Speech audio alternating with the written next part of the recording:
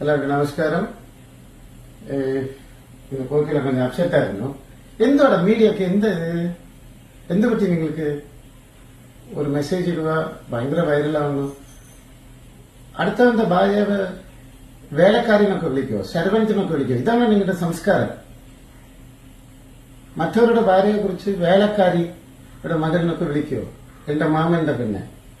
അപ്പൊ നിന്റെ ഭാര്യയെ കുറിച്ച് നമ്മ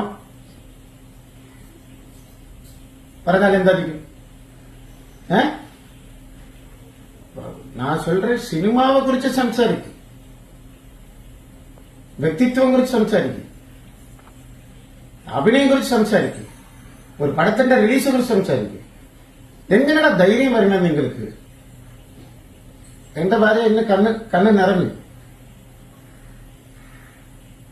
അടുത്തവന്റെ ഭാര്യയെ വേലക്കാരിയും ഒക്കെ വിളിക്കുവോ? അങ്ങനൊക്കെ ഉണ്ടോ? റൂൾസ് ഇവിടെ ഉണ്ടോ? ഈ നാട്ടിൽ ഉണ്ടോ?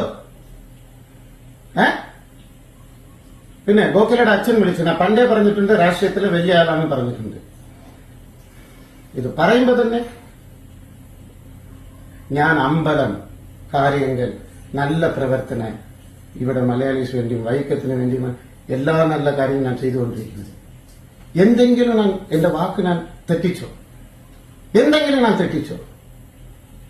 അപ്പൊ ഞങ്ങൾ രണ്ടുപേരും നല്ല ഇരിക്കരുത്. നിങ്ങൾക്ക് ഇഷ്ടമില്ല, എന്ത് വേണമെങ്കിലും പറയും. അടുത്തവന്റെ ഭാര്യയെ കുറിച്ച് എന്ത് പറയും, അടുത്തവന്റെ മക്കളെ കുറിച്ച് എന്ത് പറയും? നിങ്ങൾ അടിച്ചു കയറി വീട്ടിലേക്ക് വരാൻ പറ്റും. അതാണ് നിങ്ങളുടെ സംസ്കാരം, അല്ലേ? അവർ അച്ഛൻ എന്നെ വിളിച്ചിരുന്നു. രാഷ്ട്രീയക്കാരന് പോലീസ് കംപ്ലൈന്റ് കൊടുക്കേണ്ടെന്ന് പറഞ്ഞു.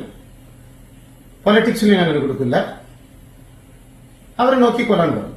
കേട്ടോ, ഇത് കൊടുത്തവൻ മാപ്പ് പറയണം, മാപ്പ് പറയണം. അടുത്തവന്റെ ഭാര്യയെ കുറിച്ച് എങ്ങനെ സംസാരിക്കും? ശരി, ഒരുത്തൻ സംസാരിച്ചു, அதை എടുത്തിട്ട് എല്ലാവരും കൂടെ ന്യൂസ് ഇടുക. ഞങ്ങൾക്ക് ഫോൺ കാൽ വരില്ലേ? ഇങ്ങോട്ട് ഫോൺ കാൽ വരില്ലേ?